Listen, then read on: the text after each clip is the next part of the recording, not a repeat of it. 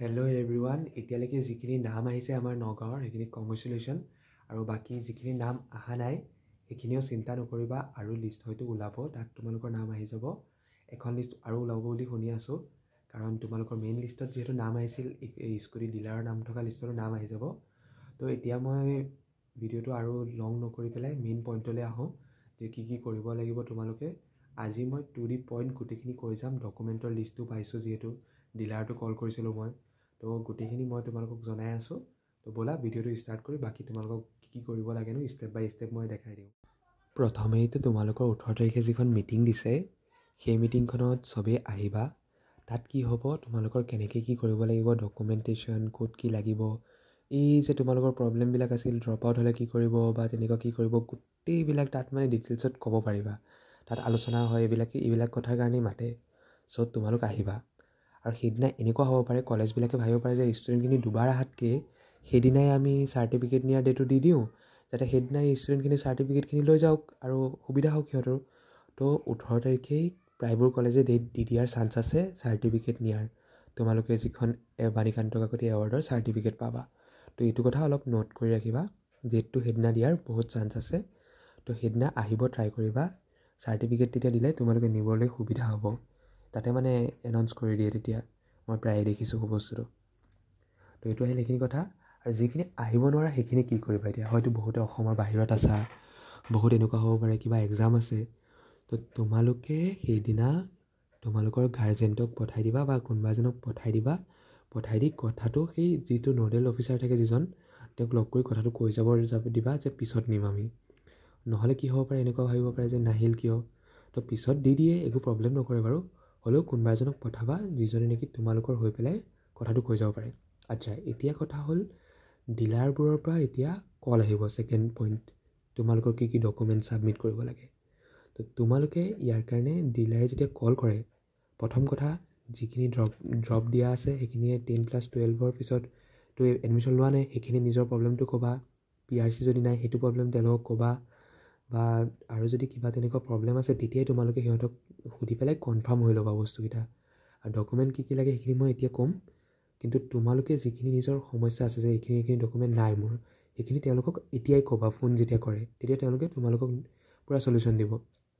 এতিয়া আৰু এটা নেক্সট প্ৰব্লেমলৈ আহোঁ, ফোন নম্বৰ যদি ভুল হৈ আছে কি কৰিবা।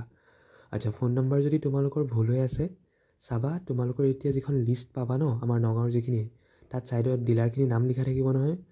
তোমালোক নিজেই ডিলাৰটোত গৈ কৈ থৈ আহিবা যে ফোন নম্বৰটো ভুল আছে, কল কৰিব নোৱাৰিব, সেইকাৰণে মই আগতীয়াকৈ আহি গৈছোঁ। তো মোক কি কি কৰিব লাগে আগতীয়াকৈ আপোনাক কৈ দিয়ক। তো এতিয়া ডিলাৰ নাম ডকুমেণ্টৰ লিষ্টলৈ আহোঁ। তো তোমালোকক ফাৰ্ষ্ট অফ অল 12 পাছৰ marksheet, certificate, admit card, registration এইখিনি লাগিব। চবৰে 2 কপিকৈ জেৰক্স কৰিবা। Passport size photo 2 copy. Banikanta certificate 18 তাৰিখে যদি দিয়ে তেতিয়াতো সেইখন ল'লা, বা তোমালোকক ডিলাৰলৈ যোৱাৰ আগতেই দিব, চিন্তা নকৰিবা। তো সেইটো ল'বা।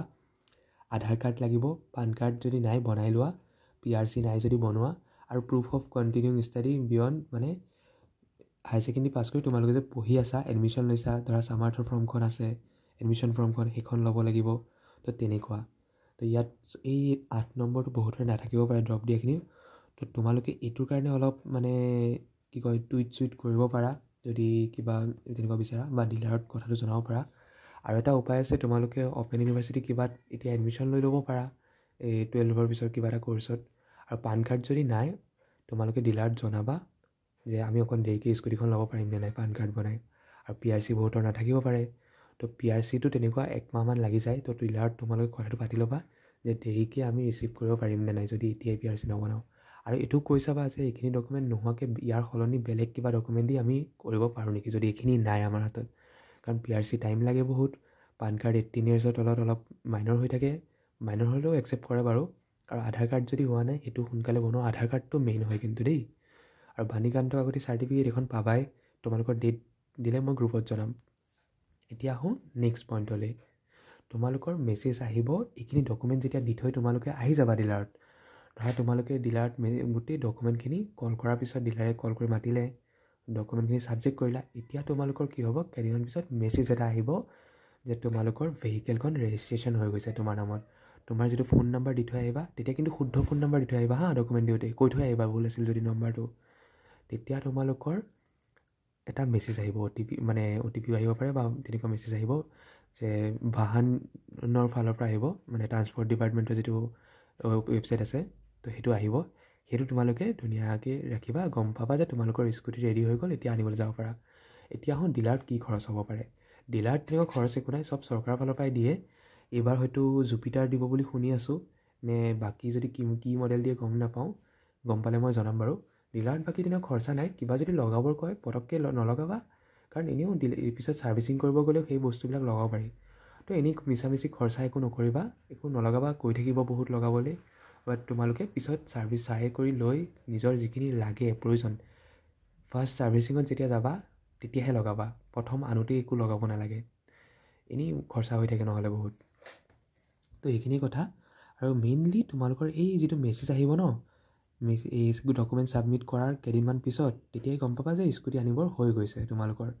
আৰু তাত গৈ স্কুটি আনিবা এতিয়া কথা হ'ল পিছত কি কৰিবা চব লোৱাৰ পিছত স্কুটি পালা চব পালা এতিয়া মোক ধুনীয়াকৈ লগ পালে মিঠাই এটা খুৱাই দিবা বছ ইমানেই থেংক ইউ আৰু আশা কৰোঁ ভিডিঅ'টো যদি ভাল লাগিছে আপোনালোকে ছাবস্ক্ৰাইবো কৰিব আৰু লাইকো কৰিব থেংক ইউ দেই আৰু যদি কিবা সমস্যা আছে সুধিবলগীয়া প্লিজ মোক তোমালোকে কমেণ্টত জনাবা মই যিমান পাৰোঁ হেল্প কৰিব চেষ্টা কৰিম